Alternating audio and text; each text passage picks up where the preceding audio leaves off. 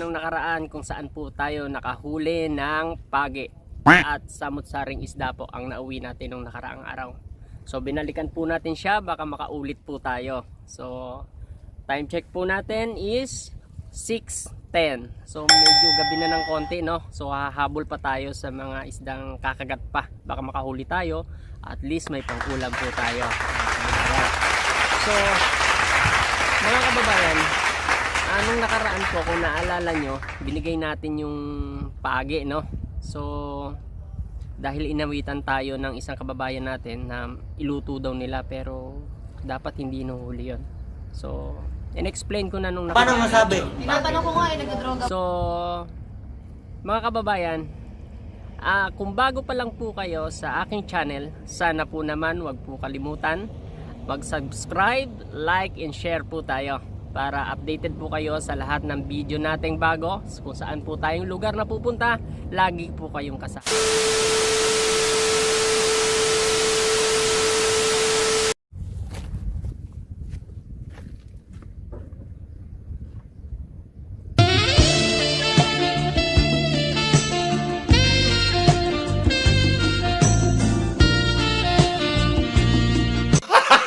Gago!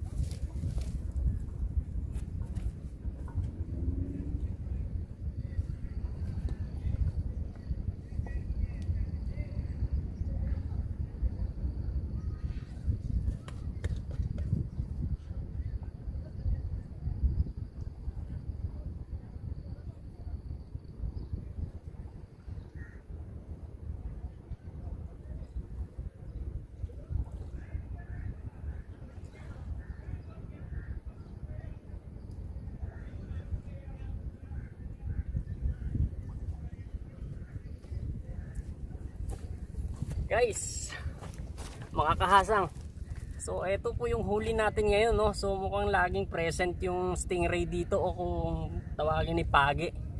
So guys, hindi natin kailangan to, no? Kasi kawawa naman, dadami pa to. So ibabalik natin kasi release tayo ngayon dahil dadami pa to, guys. Sa lahat po dyan ng mga anglers, no, dapat huwag natin kunin to, catch and release natin. So guys, papakawalan natin.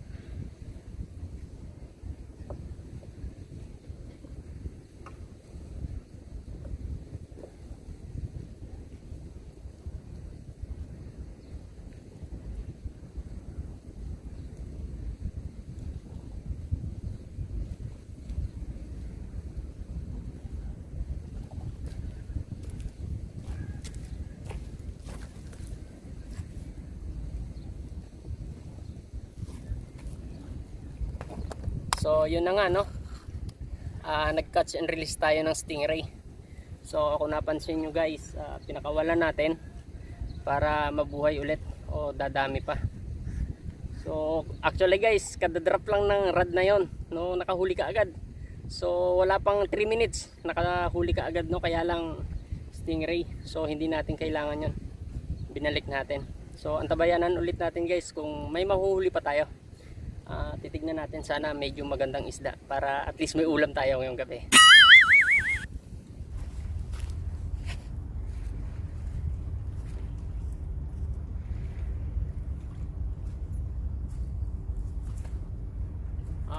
Guys, nakaka 1 hour na tayo no, pero wala pa rin tayo nahuhook up bukod lang dun sa pagi stingray na nahuli natin kanina. Nag-catch and release tayo.